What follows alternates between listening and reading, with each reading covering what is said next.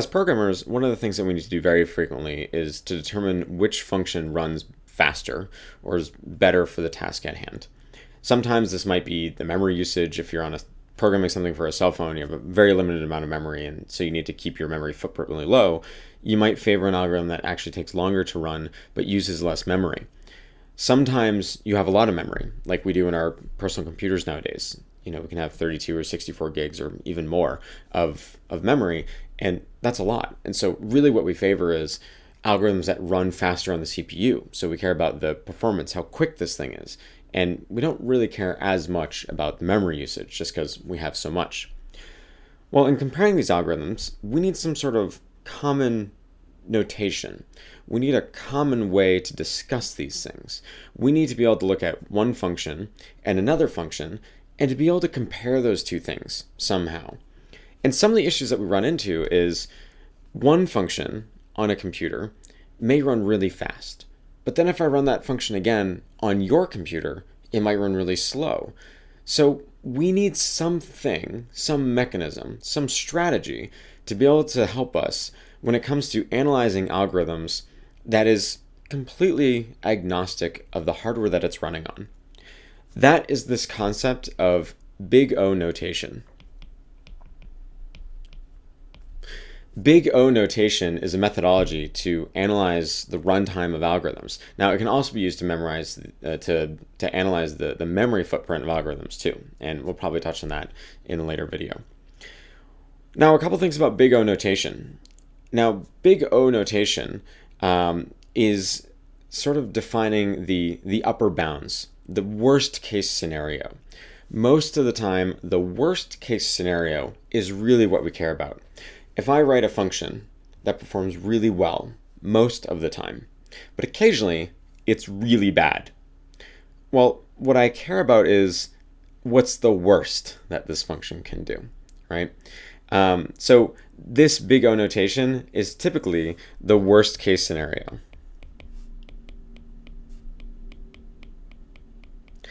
Now, we also do care about how quick algorithms typically are in the best case scenario, and we also care about how quick algorithms are or their memory usage in an average case as well. And there's actually algorithms that we will encounter where we care more about the average case, but most of the time, almost all the time, you care about this, the worst case scenario, which is what this big O notation is sort of doing for us.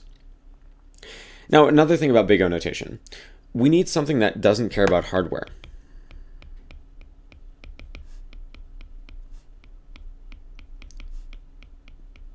We need this method to work, whether or not you're running it on a 10-year-old computer or a brand new machine, whether you're running on a cell phone or whether you're running on a supercomputer. We need to be able to compare these algorithms and not care about the hardware. Especially when it comes to PC games, we're going to be building these games that perform in some manner on a whole wide range of computers. Now, typically, when you're building a game for a console, you know exactly how it's going to perform because everyone has the exact same hardware. But on PC, it's all over the place. Everyone's completely different. So we need this methodology that doesn't care about hardware. And then finally, if we don't care about hardware, what we really need to do is we need to express this in terms of not really in terms of like minutes and seconds. How long does this algorithm take to run? Really what we need is some way to compare algorithms to each other. So we don't care that it takes 30 seconds or 2 minutes or 8 minutes. What we care about is that this one performs faster in the worst case, right? So as an example, if I were to give you a graph, and on this graph, on my x-axis, if I had the amount of data that a function processed. So imagine you had a function that took a vector, right? Or took some sort of container. And across the bottom here on this graph, it would tell you the size of the data that it's operating on. And then here, going up, it tells you how much time it's going to take, right? So here's how much time it's going to take. And here's the size of my input. And if I told you that I had a function that looked something like this, right? So every time I add something to the size, I add something to the container, it takes slightly longer, and it does that consistently, right? This is actually a really good example of something as simple as just a for loop. If you had something like this, for int I equals 0, well, I is less than the size of some container, I++, right? You can easily see, what am I doing here? Messing up my syntax.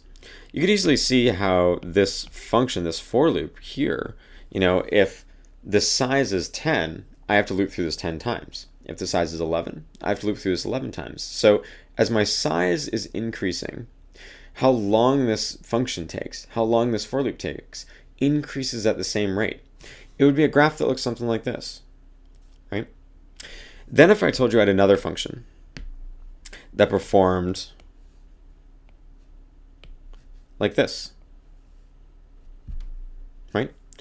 Here's my time, and here's my size, right? Every time I add an element into it, it takes twice as long. When I go from 10 elements to 11 elements, it actually doubles how much time it takes. This is very common for something like I have a container that has a bunch of elements in it, and I need to compare every element to every other element. I have a for loop inside of another for loop. So for int I, well, I is less than size. For int j, well, j is less than size. And I'm comparing elements to each other, right? A really common example might be something where you're iterating through a list and you're checking if there's any duplicates, right? This graph for a function like that may look something along these lines. Now, just looking at these graphs, just looking at this one, which may be linear, and this one, which may be skyrocketing up much faster, we could look at these two and say, you know what? This one's faster. I know that this one's going to be faster, right? And I haven't asked you about the hardware. I haven't asked you about anything else aside from how does this perform as the size of my data increases. So the last thing about big O notation is it gives us this common language that is based on the size of the input.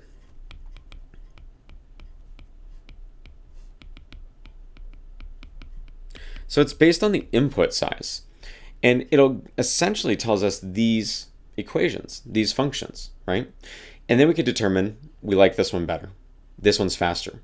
When we have 10 elements, it takes 10 time. That's not seconds, right? That's something. It could take 10 minutes, right? But what we know is as the size increases, this will increase linearly with it, the time. Whereas this one, as the size increases, it's going to increase much, much, much faster. So going from 100 elements to 101 elements is going to be even slower. We know that in this case, this function here on the left would be faster. So this is sort of what big O handles for us. The notation for big O looks something like this. It's a big O, and then it looks like a function, and then something inside of it. This here, big O, with this n inside of it, n represents the size of my input. This here, big O of n, represents this graph, linear time. As the size increases, the function gets larger, right? At the same rate, linearly. It's a linear function. Right? Another common one, big O n squared. Every time I add to the size, I need to double what I was doing previously. That might be this one, right? Where it's increasing even faster. And you can have many, many, many different big O functions, n cubed, so on and so forth. N log n, which we'll talk about more in the future. And there's also this one, n1, constant. That would be a function that looks like this. If you wrote a function and all it did was return 5, just return a number, right? And no matter how much input you gave here, no matter how big the data was, it always operated at the exact same speed, really quick or really slow. Because remember, we don't care about the actual time. We just care about as the size of our data increases, how does that impact the performance of our function, right? This is the essence of big O. It allows us to look at functions in a manner like this, to look at the worst case scenario, and to look at it based on the size of the input. Whenever you go look at the functions, the documentation online for vectors or linked lists or any other common data structures, you will commonly see something like this.